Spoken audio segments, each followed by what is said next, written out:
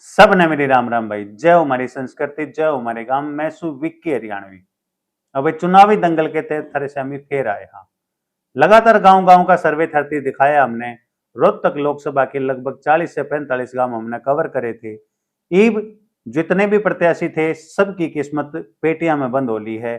25 तारीख न वोटिंग होने के बाद इब 4 तारीख ने नतीजे आएंगे, लेकिन लोग बाग बाट देखने लग रहे हैं और उत्सुकता हो रही है कि किसका के कुछ हिसाब किताब बैठेगा। हमारे गेले हैं राजनीतिक विशेषज्ञ वीरेंद्र राठी जी। लगातार राजनीतिक मुद्दों पर थरेसामी आते रहा। हाँ राठी जी, आपका बहुत बहुत स्वागत है मेरे चैनल पर। आपका भी बहुत बहुत धन्यवाद और आपके दर्शकों को मेरी तरफ से नमस्कार। राठी साहब, अब बात करेंगे सबसे बड़ी हॉट सीट माने जाने वाली जो रोहतक की सीट है उसके ऊपर। जैसा कि आपने पता है कि भाई जो इनके ना वोटिंग परसेंटेज काफी डाउन रहा। पहले तो इसका कारण बताओ क्या रहा है, क्यों? इसका प्रमुख कारण तो जो है वो मौसम का रहा, हम्म, क्योंकि केवल रोहतक के अंदर ये वोटिंग कम नहीं रही, ये पूरे हरियाणा के अंदर ओवरऑल रही। हम्म, और छठवें चरण में हरियाणा का नंबर था। हम्म, और छठवें चरण में जहां जहां मतदान हुआ हम्म, तो गर्मी भी अपने चरम पर थी। हम्म, काफी तेज धूप थी, गर्म हवाएं चल रही थी। तो बुजुर्ग हैं, महिलाएं हैं, तो उनको थोड़ा सा परेशानी का सामना वो कर रही थी। तो उन्होंने ये मान करके चला कि ऐसे मौसम में बाहर ना निकला जाए। ये थोड़ा सा मामूली 5-1% का अंतर जो रहा है, ये केवल मौसम का रहा है। और ओवरऑल मिलाकर के कुछ हल्के तो ऐसे भी रहे रोहतक पार्लियामेंट में जहाँ 70+ वोटिंग हुई। लगभग मैं बात करूंगा ये जो परसेंटेज डाउन आवा है जब भी किसी भी पार्टी का, तो जो रूलिंग पार्टी है उसमें नुकसान माना जावा है और जो अपोजिशन है उसने फायदा कहीं ना कहीं मिला है जब वोटिंग परसेंटेज डाउन रहा है।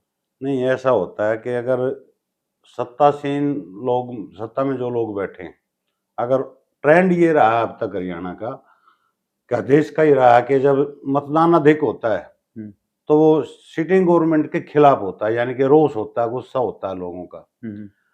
ये मान करके ट्रेंड चला जाता है अभी तक। लेकिन अब की बार जो ये कम मतदान होने के बाद भी जो जनता का गुस्सा था वो कहीं न कहीं सत्ता पक्ष के खिलाफ था। भले ही वोट परसेंटेज कम पोल हुई, लेकिन सरकार के खिलाफ ये ट्रेंड जाता हुआ हमें दिखाई रोहतक लोकसभा के अंदर तो निश्चित रूप से हमें दिखाई दे रहा है। रोहतक लोकसभा से ये बात करेंगे। रोहतक लोकसभा में जो 4 प्रत्याशी मेन माने गए थे वो दीपेंद्र हुड्डा कांग्रेस पार्टी से, और जो है भारतीय जनता पार्टी से अरविंद शर्मा, जिनको काफी गुस्से का सामना करना पड़ा, पब्लिक का काफी गुस्सा झेला। और इनेलो और आरजेपी जो कंपनी वो पार्टी थी, उन दोनों के साझे उम्मीदवार थे, जो राकेश तंवर जी उनका, और अरविंद जो सॉरी रविंद्र सांगवान जो थे वो जेजेपी के थे। रविंद्र सांगवान जो है जेजेपी की तरफ से कैंडिडेट बनाए गए थे। आपने क्या लगा है इनमें, तो किसका थोड़ा सा पलड़ा भारी रहा? प्रमुख रूप से 2 उम्मीदवारों के बीच में रोहतक का चुनाव है। कांग्रेस के दीपेंद्र हुड्डा जी और भाजपा के डॉक्टर रविंद्र शर्मा जी। बाकी तो जो उम्मीदवार खड़े हैं, करीब शायद 26 उम्मीदवार चुनाव मैदान में हैं। हाँ, वो बाकी के ऊपर कोई विशेष चर्चा है नहीं, ना जनता के अंदर कोई क्रेज है। वो तो जैसे भी वोट आएंगे उनकी, किसी की 2000, किसी की 1000, किसी की 5000, वो एक अलग बात है। लेकिन चुनाव कांग्रेस पार्टी और भारतीय जनता पार्टी के प्रत्याशियों के बीच में आ रहा है। और शुरू में तो लग रहा था कि काफी कांटे का मुकाबला होगा, और मुकाबला है भी। अच्छा चुनाव है। लेकिन अगर हल्के वाइज अगर हम चर्चा करेंगे तो हम उस निष्कर्ष पे पहुंच पाएंगे कि कोई किसका पलड़ा भारी है और किसका पलड़ा कमजोर। चलिए अपने हल्के से शुरू करते हैं। झज्जर हल्का अपना है। झज्जर हल्के में पिछली बार जो थी, झज्जर हल्के की तरफ से दीपेंद्र हुड्डा टोटल हल्के में जीते थे, लेकिन शहर में उनकी थोड़ी सी जो मार्जिन कम रहा था। तो आप क्या मानते हो झज्जर में? पिछली बार झज्जर हल्के से दीपेंद्र हुड्डा जी की जीत करीब 4500 वोटों की थी। बिल्कुल। लेकिन ये भी सच्चाई है कि वो पिछले चुनाव में झज्जर शहर से हार के निकले थे। लेकिन अब की बार गीता भुक्कल जी ने जिस प्रकार की मेहनत इस चुनाव में की है, की तो उन्होंने पिछले चुनाव में भी थी, लेकिन इस चुनाव के अंदर गीता भुक्कल जी की मेहनत को दरकिनार नहीं किया जा सकता। रात को 12-12 बजे तक हमने ऐसा देखा है कि वो दिन के अंदर 6-7 गांव के प्रोग्राम करती थी जी। और शाम को 3 से 4 कॉलोनियां वो डोर टू डोर करती थी जी। तकरीबन शहर को उन्होंने प्रयास किया कि डोर टू डोर कवर करने का। जी। और जब कोई भी आदमी मेहनत करता है तो उसका फल मिलता भी है। हम्म, और खासकर राजनीति में तो एक बात है कि जो नेता जिसके दरवाजे पर ज्यादा जाएगा उसको उतना ही ज्यादा फायदा मिलेगा। बिल्कुल। और पिछली जो शहर की हार थी उसको पाटने के अंदर तकरीबन गीता भुक्कल जी की मेहनत रंग लाती हुई व्यक्तिगत तौर से मुझे दिखाई देती है। इसका एक कारण ये भी रहा होगा राठी साहब, यहाँ पे जो है 5 बार जो है यहाँ पे दीपेंद्र हुड्डा आए हैं और डोर टू डोर मतलब एक एक दुकानदार के पास गए हैं, 10-10 15-15 मिनट का टाइम दिया है। इस तक कितना प्रभाव पड़ा है?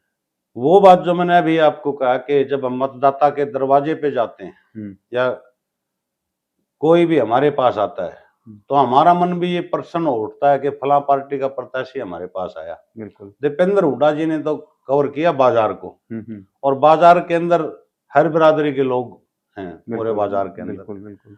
उससे भी फायदा हुआ। और गीता भुक्कल जी ने कवर किया कॉलोनियों को। गीता भुक्कल जी ने जितनी मेहनत इस गर्मी के मौसम में की, सब्जी मंडी तक को उन्होंने कवर किया। बिल्कुल। और 3-3 कॉलोनियों को उन्होंने डोर टू डोर पैदल मार्च करके कवर किया। और दिन के अंदर अपने जो झज्जर के ग्रामीण इलाके थे उनके अंदर उन्होंने इसको कवर किया। चलेगा। और उसके बाद सकारात्मक परिणाम लाने में गीता भुक्कल जी झज्जर से विशेष रूप से शहर में भी कामयाब होंगी और गांव में भी कामयाब होंगी। और एक बहुत अच्छी जीत गीता भुक्कल जी की तो उम्मीद है कि वो 25 से 26 हजार वोटों से कि कांग्रेस के प्रत्याशी झज्जर विधानसभा चुनाव से जीतेंगे। आपका आकलन क्या कहता है? लेकिन मैं ये मानता हूं कि मैंने थोड़ा सा कांग्रेस के लिए कठोर आकलन किया है। बिल्कुल। क्योंकि पिछला जो चुनाव था उससे में जो हमने सर्वे किया था 95% हम ही उस सर्वे के करीब थे। पूरी लोकसभा के अंदर हमने दीपेंद्र हुड्डा जी को केवल 9,000 वोटों के चुनाव से जिताया था जी। और अंत में एक बात कही थी कि एक वोट एक बूथ। बिल्कुल। अगर इधर से उधर बूथ के ऊपर एक वोट भी इधर से उधर हो गई तो चुनाव परिणाम बदल सकता है। 10 से 20 हजार का मार्जिन आ जाता है। और वो हुआ। और पोस्टल बैलेट के अंदर वो जाकर के चुनाव का निर्णय हुआ। ये एक आध बार ही होता है कि पोस्टल बैलेट की गिनती जो है वो डिसाइडेड फैक्टर बनती है।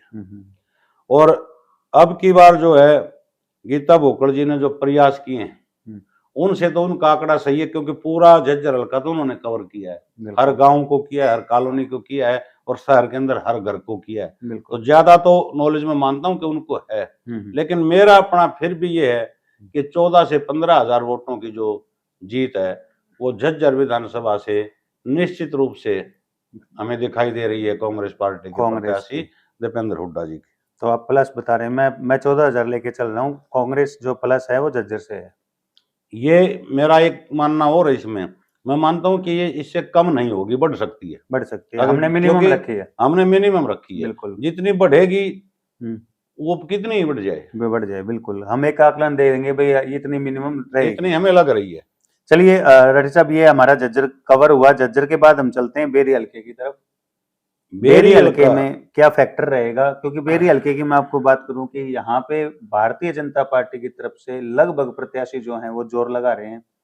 उसमें आपने अमित डिगल ले लो या फिर नीलम अहलावत ले लो या फिर प्रदीप अहलावत ले लो, इनकी तरफ से काफी जोर लगाया जा रहा है। देखो, जोर तो हर हल्के में पार्टी के जो संभावित प्रत्याशी भविष्य के है ना एमएलए के, वो लगाते ही हैं। और बेरी हल्के के अंदर ये सही है कि जो 3 नाम आपने गिराए तीनों मजबूत दावेदार हैं। बिल्कुल। और चौथा नाम एक विक्रम कादियानवी है। बिल्कुल है। जो पीछे 2 चुनाव वहां से लड़ चुके हैं। लेकिन एमपी के चुनाव का और एमएलए के चुनाव का अंतर है। जो मेरे को सूचना मिली कि कुछ भाजपा नेताओं को लोगों ने ये भी कहा कि वह एमएलए का चुनाव जब आएगा और तुम्हारे को टिकट मिलेगी तो हम तुम्हारे बारे में विचार करेंगे। बिल्कुल। लेकिन आज ये लोकसभा का चुनाव है और इस लोकसभा के चुनाव में मैं अपनी मर्जी से मत डालने दो, यानी कि सीधा सा संकेत उनका दीपेंद्र हुड्डा जी की तरफ था। और बेरी विधानसभा क्षेत्र जो है वो कांग्रेस का एक तरह से गढ़ है जैसे झज्जर गढ़ रहा है। बिल्कुल। पिछला चुनाव में भी करीब 26,000 वोटों की लीड बेरी के अंदर थी। और अब की बार तो मोहित चतर सिंह पहलवान, जो चित्रे पहलवान के सुपुत्र हैं, वो वापस उनकी घर वापसी कांग्रेस के अंदर हुई है। पुराने एक दो एमएलए भी आए, एक्स एमएलए।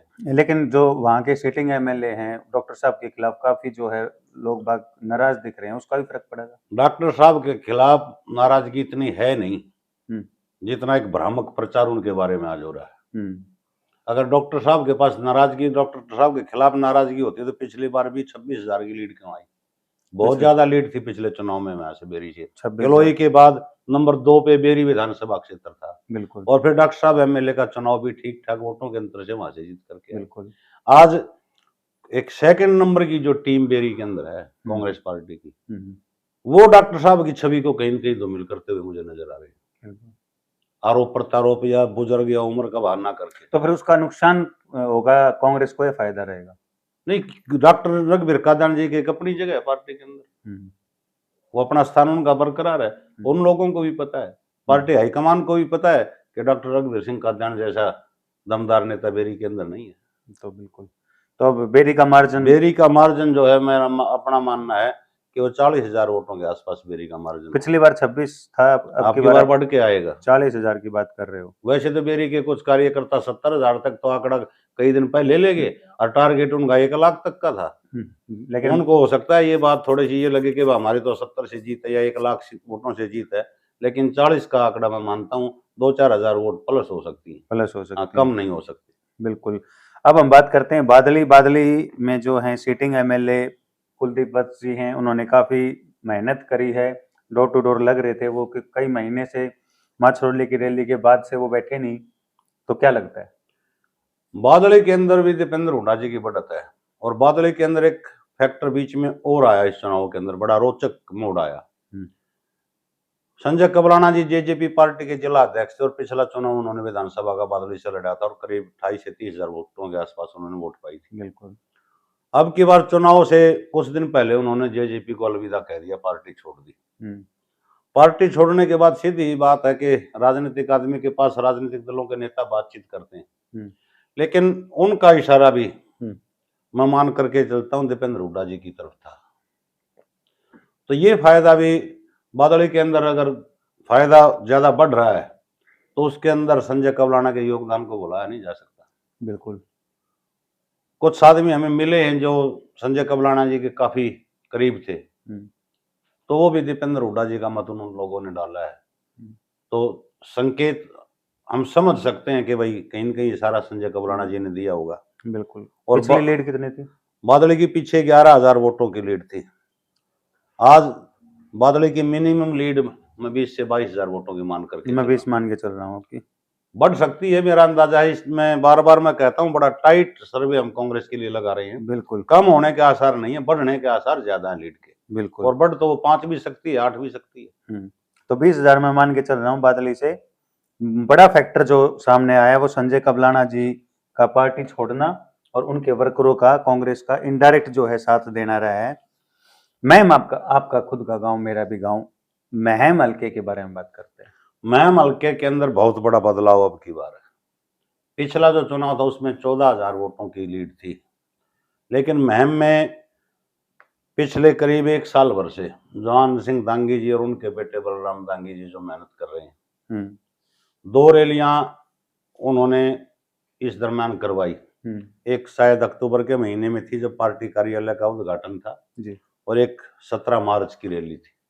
दोनों ही बड़ी जबरदस्त रैली थी, और जो मार्च के महीने की रैली महम की थी, उस रैली के मुकाबले की रैली तो पूरे रोहतक लोकसभा क्षेत्र के अंदर कोई नेता नहीं कर पाया। जवान सिंह दांगी, बलराम दांगी, बात एक ही जो उन्होंने करवाई थी, जो भीड़ जोड़ी थी।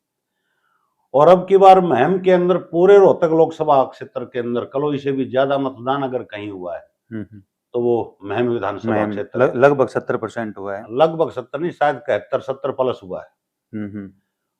और उसमें जिस प्रकार की वोटिंग का ट्रेंड आया है जी, कई बूथ तो ऐसे हैं जिनके ऊपर 80% की पोलिंग है, 78% की पोलिंग है।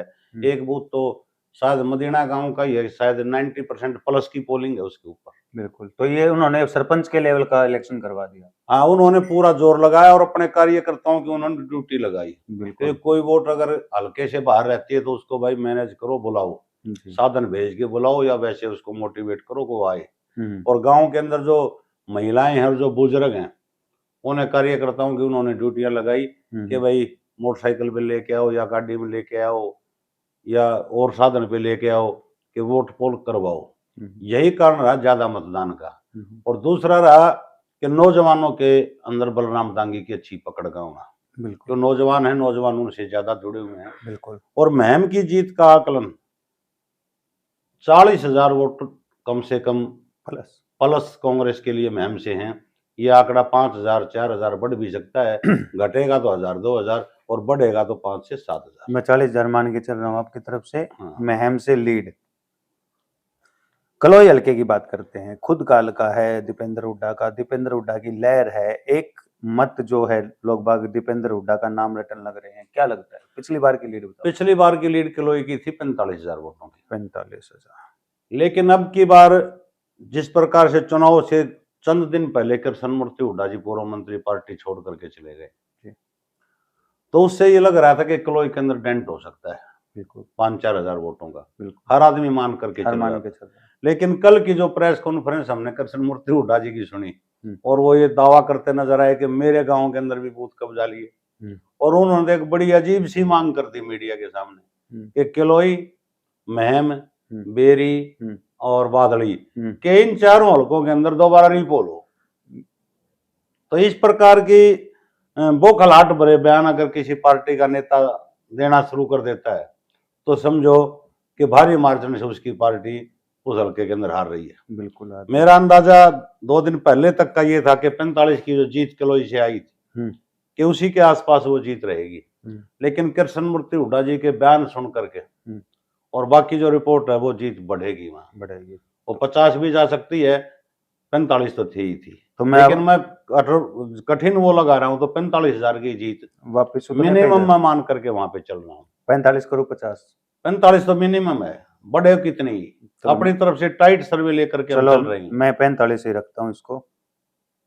रोहतक की बात करते हैं। रोहतक शहर में वोटिंग भी काफी कम हुई है और रोहतक जो है पिछली बार भी रोहतक से कम वोटिंग तो हुई है बहादुरगढ़ की। बहादुरगढ़ के बाद कम वोटिंग में नंबर 2 पे रोहतक शहर है। बिल्कुल। रोहतक शहर से पिछले चुनाव में जो जीत थी बीजेपी की वो 20,000 प्लस वोटों की जीत थी। तो यहाँ से 20,000 माइनस में था। और यहाँ पे अब की बार दीपेंद्र हुड्डा जी ने जिस प्रकार से बाजार में कॉलोनी में आशा हुड्डा जी ने, भूपेंद्र हुड्डा जी ने जिस प्रकार की मेहनत की है, श्वेता हुड्डा जी भी साथ में थी, बहुत बड़ा बदलाव वहां पे है। बदलाव है, इस चीज का फैक्टर है। लोगों का मानना तो ये है कि भाई ज्यादा से ज्यादा 10,000 वोट इधर से उधर मतलब बीजेपी बढ़ के निकल सकती है। लेकिन मेरा अपना अंदाजा है कि वो मार्जिन में तो मैक्सिमम लगा के चल रहा हूँ कि 15,000 से भाजपा वहां आगे निकल सकती है। तो मतलब 15,000 का नुकसान यहाँ पे कांग्रेस को, यहाँ कांग्रेस को 15 का नुकसान है और ये नुकसान 10 का भी रह सकता है या 5 का भी रह सकता है, ज्यादा लेके चलते हैं, लेकिन हम ज्यादा लेकर के चल रहे हैं। बिल्कुल। कलानौर हल्का पिछली बार भी जो है कमजोर रही थी वहां पे कांग्रेस। कलानौर हल्का में पिछली बार भी करीब 4,500 वोटों के आसपास बीजेपी मजबूत थी। बिल्कुल। और उसका प्रमुख कारण क्या पड़ता है कि कलानौर हल्के के साथ 7 से 8 कॉलोनी जो रोहतक शहर की वो लगती है कलानौर हल्के के अंदर। बिल्कुल। कांग्रेस वाले अपनी जीत का दावा कर रहे हैं, भाजपा वाले अपनी जीत का दावा कर रहे हैं, लेकिन मैं इसको तकरीबन टाई मान के चलता हूँ कि ना उधर ना उधर 2 से 4,000 वोट से वहां पे कांग्रेस भी लीड कर सकती है और भाजपा भी कर सकती है। मैं इसको ना प्लस में लेके चल रहा ना इसको माइनस। तुम जो है बिल्कुल इक्वल लेके चल रहे हैं कलानौर। मेरा अपना ये मत है, लेकिन जीत हार तो किसी न किसी की मिलेगी, लेकिन 2-4 मार्जिन से मिलेगी, क्योंकि हमारी जगह 2-4 हजार का रख रहे हैं तो 2-4 हजार यहाँ पे छोड़। और अब की बार चांस वैसे अगर लीड आती है तो वहाँ कांग्रेस की ज्यादा, कांग्रेस बढ़त लेगी तो कांग्रेस ही लेगी, फिर भी छोड़ के चल रहे हैं। भाजपा के लिए वहां अब की बार ज्यादा गुंजाइश है नहीं। बिल्कुल। बहादुरगढ़ की बात करेंगे, पिछली बार भी जो है बीजेपी लीड में थी। बहादुरगढ़ एक ऐसा इलाका रहा रोहतक पार्लियामेंट का जिसके अंदर सबसे कम % वोटिंग हुई है और बीच में एक बड़ा राजनीतिक झटका बहादुरगढ़ शहर के अंदर हुआ था, उसका भी काफी प्रभाव पड़ा है। उससे वहां का चुनाव जो था वो असमंजस की स्थिति में आया। पिछली बार दीपेंद्र हुड्डा जी वहां से हार के आए थे और अब की बार कुछ लोगों का मत है कि बराबर आएंगे, लेकिन मेरा अपना मत है मैक्सिमम से मैक्सिमम भाजपा को मैं 10,000 वोट वहां से बढ़त दे करके चल रहा हूँ। बीजेपी को एक एक फैक्टर और मैं आपको याद दिलाऊंगा, आम आदमी पार्टी के साथ अलायंस है कांग्रेस का, और आम आदमी पार्टी के नवीन जून जो टिकट के दावेदार थे बहादुरगढ़ से, उन्होंने आम आदमी पार्टी छोड़ के बीजेपी ज्वाइन कर ली। तो ये कितना फैक्टर रहेगा, जो कि कांग्रेस का साथ दे रहे थे और वो बीजेपी में चले गए। देखो वो तो ऐसे नेता इधर उधर होते रहते हैं। जब कृष्ण मूर्ति हुड्डा भी पूर्व मंत्री थे, वो ज्यादा प्रभाव अपने गांव के अंदर भी नहीं डाल पा रहे। हाँ, तो जून साहब ने कुछ तो प्रभाव डाला होगा, मैं मानता हूँ। लेकिन फिर भी हम 10,000 की लीड भाजपा को, मतलब वहां से 10,000 की लीड बीजेपी को हम वहां से दे करके चल रहे हैं। बिल्कुल। अब सबसे मुश्किल जो पिछली बार भी दीपेंद्र के लिए रही थी, कोसली में 74,000 की जो हार थी, 75,000 की, तो इस बार आप क्या मान रहे हो? कोसली के अब की बार जो समीकरण इस प्रकार के हैं कि 2-3 ठीक ठाक नेता जो दूसरी पार्टियों में थे वो छोड़ करके उसको कांग्रेस पार्टी उन्होंने ज्वाइन की। बिल्कुल। और लोकल जो लीडर थे, जनता के अंदर भी एक भरोसा ये था कि पिछली बार हमने ज्यादा एक दीपेंद्र के साथ अन्याय सा कर दिया, गलती करी कि जो विकास के काम करवाए तो दीपेंद्र हुड्डा जी ने, और हमने किसी भी प्रकार से जोश में आकर के, गुस्से में आकर के मतदान उनके खिलाफ कर दिया। बिल्कुल। कोसली से बीजेपी जीत करके तो आएगी, लेकिन वो 75,000 की जीत नहीं होगी।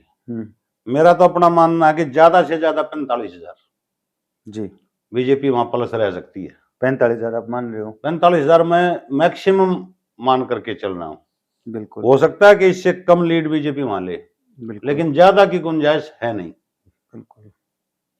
तो आपकी तरफ से 5 हलकों में जो है वो कांग्रेस की लीड है, 1 को बराबर माना आपने, और 3 में आपने जो है वो बीजेपी को 15,000 जो है वो रोहतक से, और 45,000 कोसली से, और 10,000 बहादुरगढ़ से। तो 45 70,000 रुपए, 70,000 का जो है नुकसान हो रहा है वो कांग्रेस को हो रहा है। और ये हमारा जो टोटल सर्वे बनेगा यहाँ से, ये बनेगा 159 का, 159 में 70 जाएंगे तो लगभग आप मान रहे हो 90,000 के आसपास, 89,000, मतलब 90,000 से आप कांग्रेस की जीत मान रहे हो। हर एक में हम 2-4 हजार का फर्क करें तो ये लाख तक पहुंचता है ये आंकड़ा। मेरा अंदाजा ये है कि ये है मिनिमम आंकड़ा जीत का। बिल्कुल। अगर इसमें कोई गिरावट आती है तो 5 से 7,000 वोट की, अगर बढ़ोतरी आती है तो वो 30,000 की भी बढ़ोतरी आ सकती है, 40 की भी आ सकती है, 40 की भी आ सकती है। तो 90,000 से जीत बढ़ेगी। 90 से 120 तक भी जा सकते हैं, और 90 से हम 80 तक जा सकते हैं। बस 80 तक जा सकते हैं कम आने में, और बढ़ने में हम 120 तक भी जा सकते हैं। मेरा फाइनल अपना विचार है ये, लेकिन फिर भी कहना चाहूंगा दर्शकों से, फाइनल रिजल्ट 1 सप्ताह आप इंतजार कीजिए, 4 तारीख को आएगा। हमारे ने एक अनुमान लगाया है, हमारे पास कोई ऐसा यंत्र तो है नहीं कि हमने जो बूथों पे वोट पड़ी हैं कि उसको चेक कर लिया हो कि किसने किसकी डाली, किस बूथ पे कितनी बड़ी। एक अनुमान जैसा बड़े चैनल भी लगाते हैं और एजेंसियां भी लगाती हैं। जो हमने पीछे अपना अनुभव कुछ एजेंसियों के अंदर काम करके जो प्राप्त किया था, उसी के आधार पर यह आंकड़ा हमने निकाला है। तो मेरा अंदाजा यही है कि सेफ जोन में दीपेंद्र हुड्डा जी निश्चित रूप से भारत की नई लोकसभा की तरफ जीत के कदम उनके बढ़ते हुए नजर आ रहे हैं। मिनिमम जीत हमने बताई 80 से 90,000 की, प्लस हो सकती है तो 30 से 40,000 वोट बढ़ सकती है। बिल्कुल। हमारा जो सर्वे है वो राठी साहब के द्वारा पिछली बार राजस्थान का जो सर्वे दिया था वो 95 से 98% तक बिल्कुल सही सर्वे था। राठी साहब इसके लिए बधाई के पात्र हैं।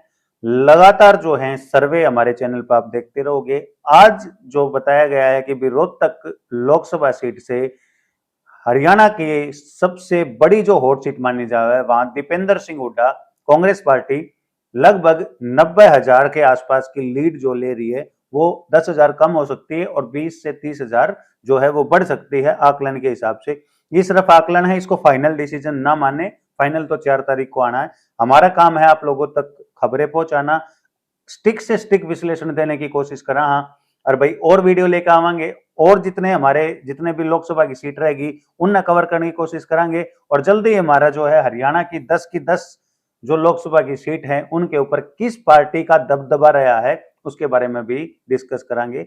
बहुत बहुत धन्यवाद रक्षी साहब, बहुत बहुत शुक्रिया। इतनी गर्मी में आपने समय निकाला भाई। ये बेटा मैं एक काम जरूर कर दियो भाई, वीडियो पसंद आई हो ना तो ज्यादा से ज्यादा लोग आती भेज दियो भाई, और कमेंट के माध्यम से बताइयो कौन से लोकसभा सीट की तुमने पहले वीडियो चाहिए, वो वीडियो हम लेकर आवांगे थारे खातिर। ज्यादा से ज्यादा शेयर कर दियो भाई। सब ने मेरी राम राम भाई, सब ने मेरी राम राम।